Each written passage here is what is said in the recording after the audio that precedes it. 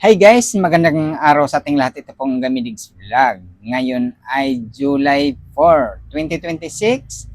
Ang video natin ngayon ay itong pagpunta ng ating Pangulong Bongbong Marcos Jr. at ang team niya doon sa Canada. Kasi guys, maraming mga nagsasabi itong lalo na itong mga inggit sa kanya at itong mga DDS na nagliliwaliw lang daw itong si PBBM dyan sa Canada. Para mapatunayan natin guys kung itong pagliliwaliw daw nitong si PBBM, ito ipapakita natin guys ang pagliliwaliw ni PBBM dyan sa Canada. Kasi maraming naiinggit sa kanyang pagliliwaliw dyan sa Canada. At ito guys, papakita natin itong unang pagliliwaliw niya sa Canada. Ito. Ito ang yan.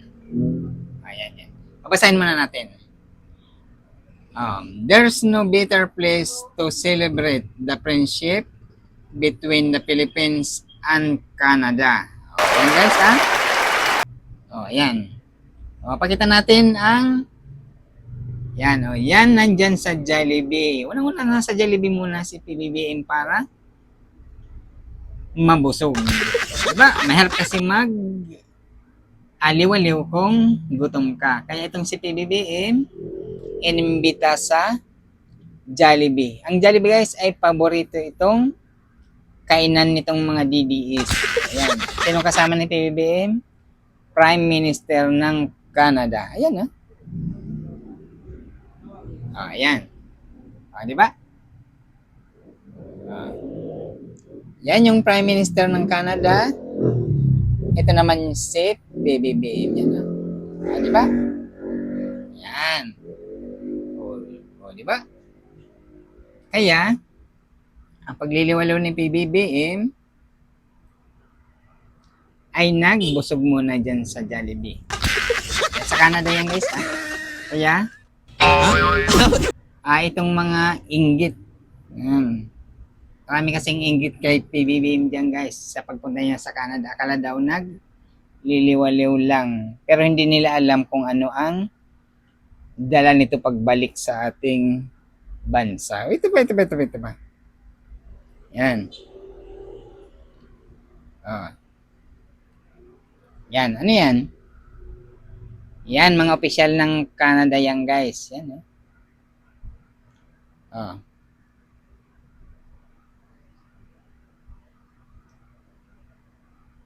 Yan.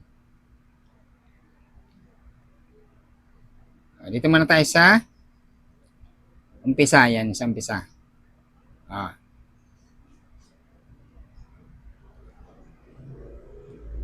Yan. Yan mga pagpupulong ng mga opisyal ng Canada yan guys. Ang nakasulat, babasahin natin para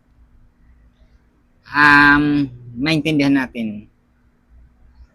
Building partnership with Canada to unlock the full potential of our mineral resources through responsible mining, quality investment and more opportunities for the Filipino people.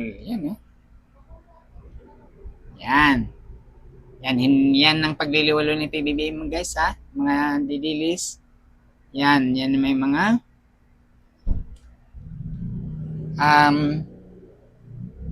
malaki itong tutulong sa ating mga kababayan para sa mga trabaho. Yan.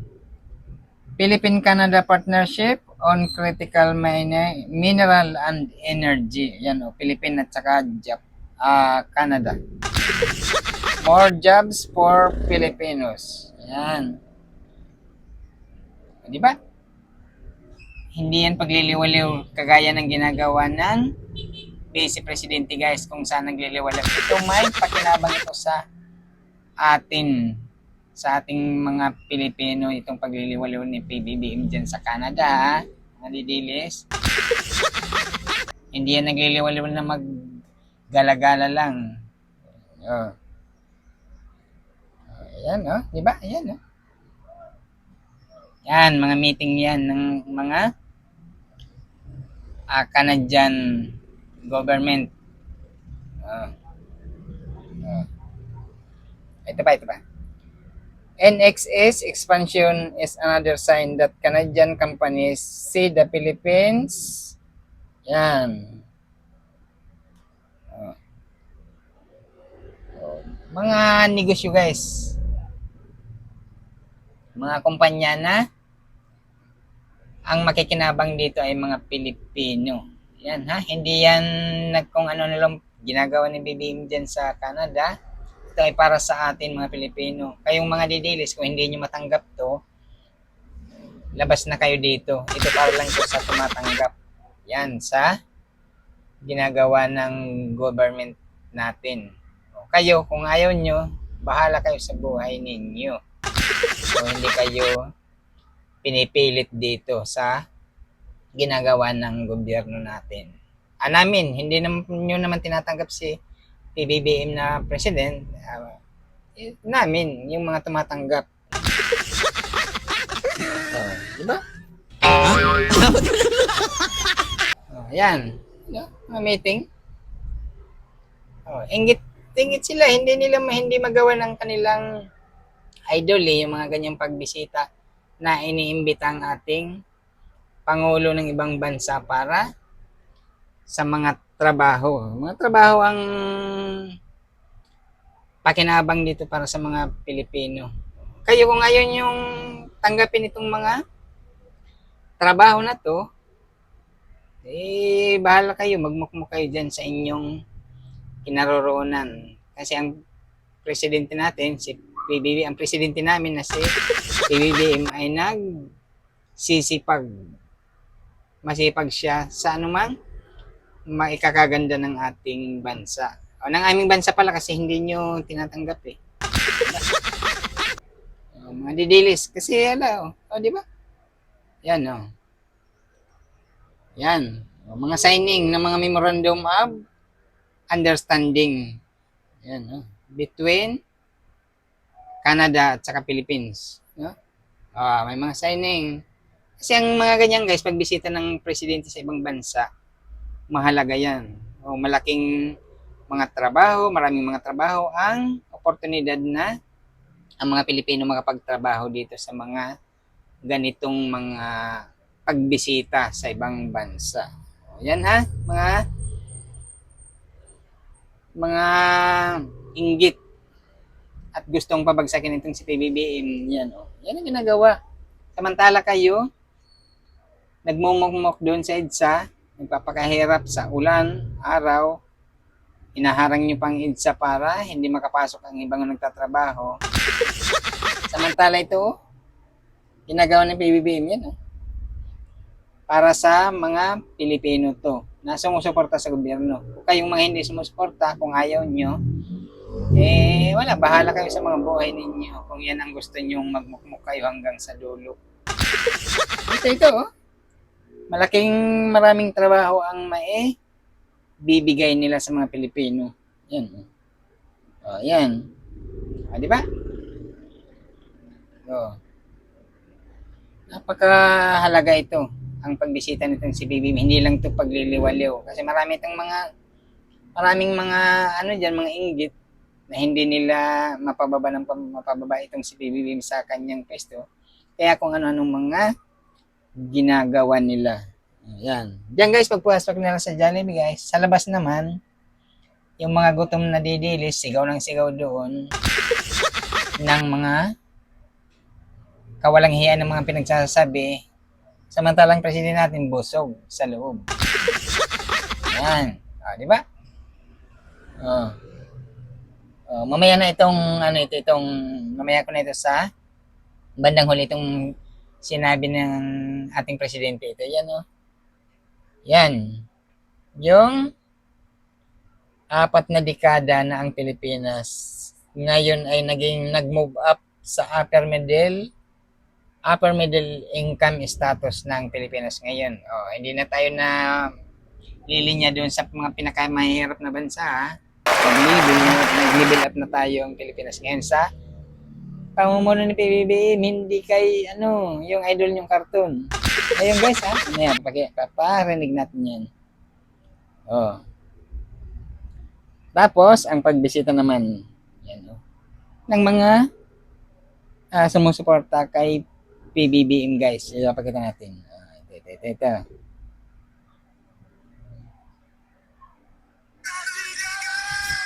Ayan. Nandito na ang ikalabing-pitong Pangulo ng Republika ng Pilipinas, President R. Marcos Jr. Cut mo na. Diyan, maraming inggit na mga GDs. Dito guys, maraming mga Pilipino na sumalubong kay PBBM. Yan, Yan. Yung mga community or mga Pilipino nandyan sa Canada ay marami sila na sumalubong kay President Bongbong Marcos Jr., kay Elisa, at ang buong team ni PBBM. Yan, di ba? Kaya, yung mga inggit, sobrang galit. Sa kanila guys, galit ang kanilang pinamumudmud sa kanilang mga yung mga kakapares ng kanilang mga kaisipan, puro galit. Samantala, tayong sumusuporta dito kay BBBM ay masasaya tayo, hindi tayo nagsasalita ng masasakit sa kapwa natin. Ito, yan. Yung salubong ng mga Pilipino dyan na sumusuporta sa government. Ayan, pakita natin para mainggit itong mga sabi pa ng mayayaman, itong mga perfectionist daw na mga tao na laging nambabalahura dito kay BBM. Pero ito guys, maraming mga Pilipino sa Canada na sumalubong sa kanya. Mga kababayan, salubungin natin ang isang malakas na sigawan!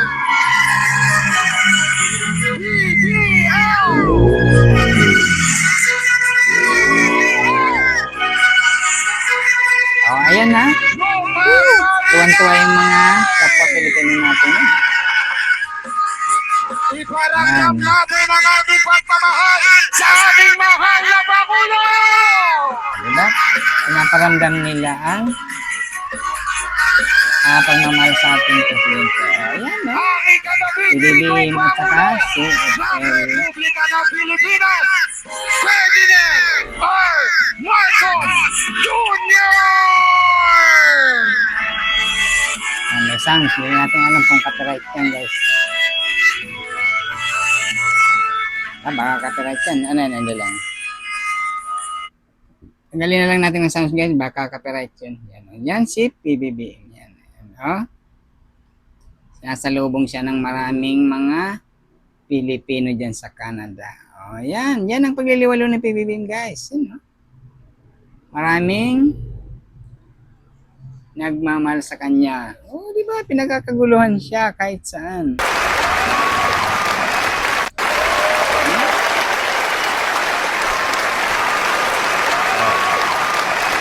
Yan ang nagugustuhan ng mga maraming Pilipino at mga Katoliko kay BBBM guys, kasi hindi siya nagsasalita ng masasakit sa kanyang kapwa. Kahit mga nakalaban niya o mga taong nagpapabagsak sa kanya, hindi siya nagsasalita ng masasakit. Yan, di ba? Kaya mas lalong maraming sumusuporta sa kanya. Yan lang ang simple diyan. Binabato siya pero hindi siya bumabato pabalik. Ayan. Kasi hindi ko to binoto guys noong 2022. Hindi. Ibang binoto ko noon. Yorme ang binoto ko noon. Kaso lang, talo. Sinuportahan ko itong presidente natin para sa bubuti natin. Ayan. Kasi nakikita ko guys, hindi talaga siya nagbabato ng masama sa kanyang kapwa kahit mga kalaban niya. Wala tayong narinig sa kanyang anumang salita na hindi maganda. Binabalik niyang mga salita yung magaganda at saka gawa. Yan, ganun dapat. Hindi kagaya ng idol nyo na masasakit ang mga pananalita sa kanyang kapwa. Lalo na sa presidente natin, guys. Di ba? Ano pa? Yan ang ginagawang pagliliwalo ni PBBM dyan sa Canada. Naghahanap siya ng oportunidad na mga trabaho para sa mga Pilipino. Na may gusto yung hindi ayaw, hindi kayo pinipilit. Dito para sa mga taong may gusto. Tsaka mga negosyo, guys. Papasok sila sa ating bansa para dito mag-negosyo itong mga taga-ibang bansa. O, di ba? O, ano pa? O, ayan pa. O, ayan, basahin mo natin. Ayan. Basahin natin.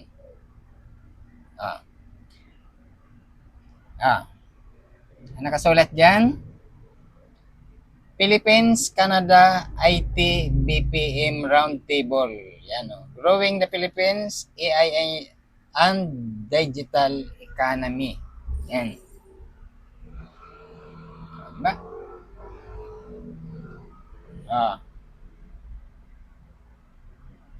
Yan lang naman ang... Ito. Yan. Canada's leading technology companies explore the next wave of investment in the Philippines. Yan, no? Yan.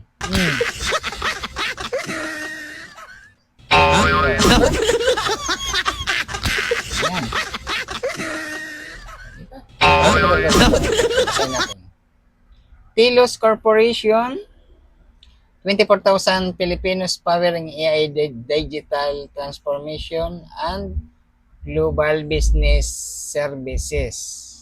Di ba? 24,000 Filipinos powering AI digital transformation. Kung makakatulong sila, yan ang magandang ginawa ng ating presidente sa pagpunta sa Canada. Hindi pagliliwaliw na walang kabuluhan, ha? Ito ay mga malagang bagay. Bagong Pilipinas. Yan. Diba? Ganun lang. Ito, guys, meron naman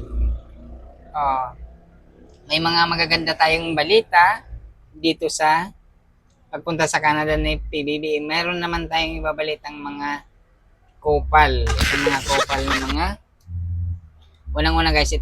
Si Secretary Claire Castro ay parang hinaharas siya. O, tingnan natin yan.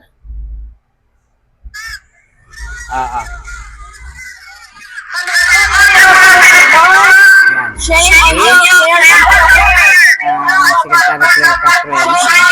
Kung paano balahuraan itong mga didilis. Yung mga didilis, guys, yan, no? Sinusundan siya, inaatake siya. Pwede naman kayong magdebate. Yan. Yan si Secretary Claire Castro. Yan. Lumapit siya sa pulis kasi siyempre kinukuyog siya nitong mga didilis. Ay, hindi naman sila mga Pilipino, guys. Hindi sila mga Pilipino. Mga didilis lang tawag natin dyan. Kasi kung Pilipino yan, guys, nandun ka sa ibang bansa, tatratuhin kang tao. Pero ito hindi sila mga Pilipino, mga didilis lang talaga sila. Ayan. O, di ba? Hindi sila makatake kasi andun yung mga pulis. Baka mahuli sila.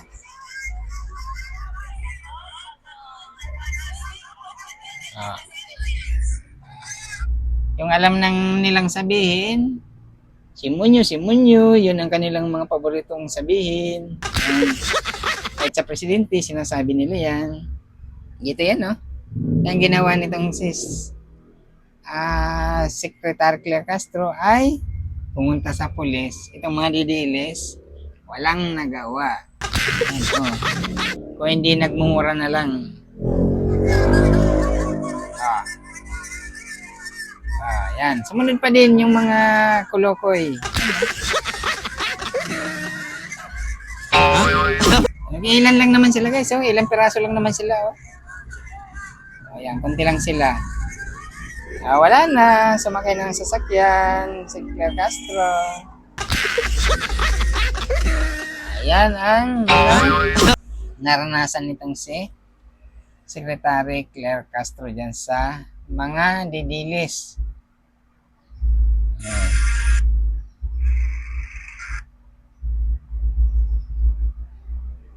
May nakita tayo guys yan, no? We are one, uwian. Hindi nagtagumpay. Ayan na. Di ba? Philippines, Canada elevates ties to strategic partnership. Ayan.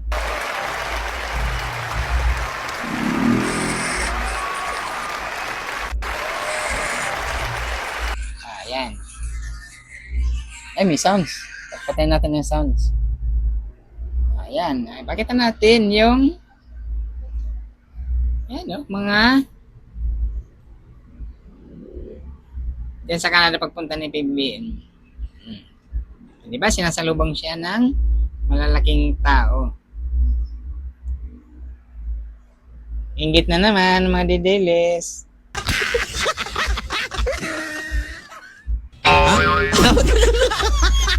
Diba? Ito naman guys, napakarami ngayon nagpo-post dito sa kay Secretary Claire Castro. Dami nila. Kinukuyog sila sa social media itong si Secretary Claire Castro. Kung iba-iba, ano-anong mga masasakit na mga sinasabi nila dito sa mga post nila guys. Ano? I miss card daw. Sino? Si Claire Castro, sasabihan mong takot? Di yan matatakot.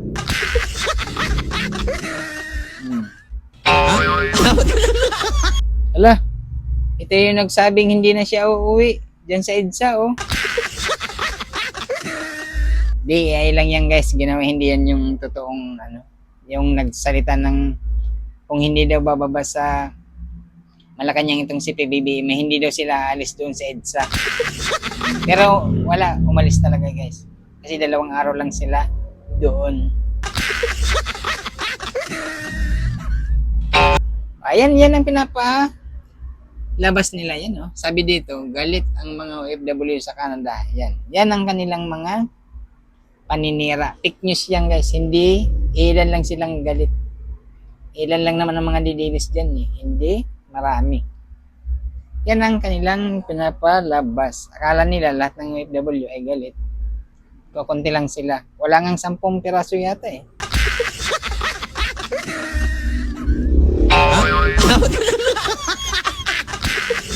Ito. Marcos visits Jollibee branch in Vancouver. Sa Canada yan. Official lang Canada ang kanyang kasama. Pinatikim niya sila guys ng lutong Jollibee ng Pilipinas guys. Yan, oh. Yan, Jollibee, paborito ng mga didilis. Yan. Yan ang sikat sa atin na kainan. Tapos, official ng Canada ay sinama doon ni PBBM. Pinatikim ng lutong Jollibee. Ayun, no? Yan, inaatake siya ng mga nandun sa likod niya guys. Yan, mga didilis na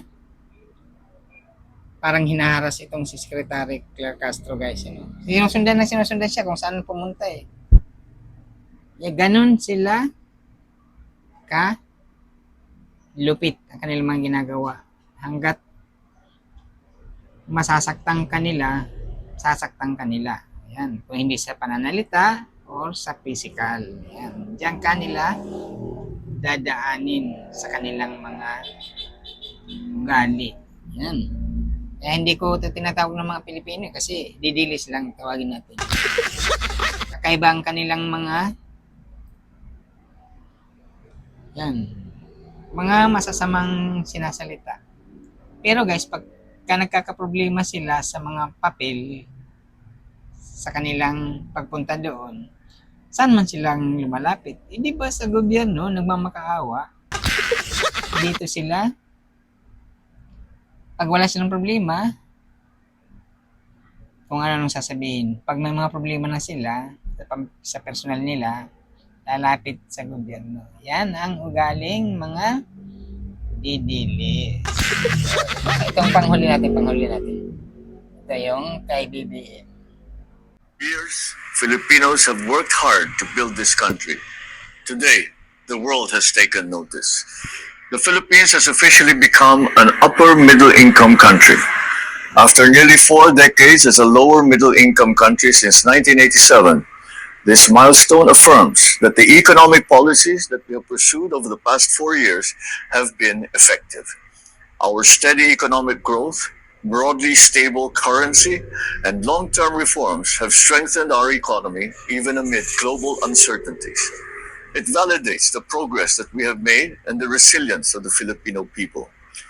It is also a vote of confidence in our country's future. Greater confidence means more investments. More investments means more businesses, better quality jobs, and more opportunities for Filipino families. This is worth celebrating because economic progress is not meant to stay on paper. It is meant to open doors, put food on the table, and give every Filipino the chance to build a better life. That is the work that we will continue to do until every family feels the benefit of our country's progress. Maraming salamat po. Okay.